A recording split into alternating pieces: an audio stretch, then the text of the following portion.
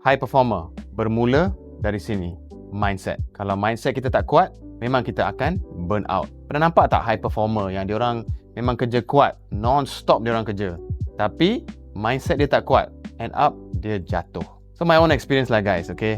Dulu I ada buat business coffee, adalah banyak jenis business, tapi sementara tu masih bekerja sebagai seorang doktor. So tekanan tu from everywhere, merata-rata, from right, left, center, semua pun ada tekanan.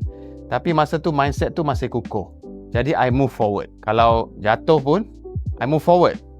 So if we fall, we wanna rise up again.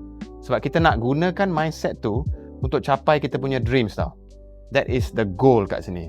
Jadi kita nak ada mindset yang sangat kuat, yang sangat kukuh, yang sangat strong to succeed. Saya Dr. Rak dan saya bantu high performer to chase greatness dari segi physical, mental dan overall health. Boleh datang ke SS Clinic, berjumpa dengan saya, Dr. Rak. Klik link di bawah.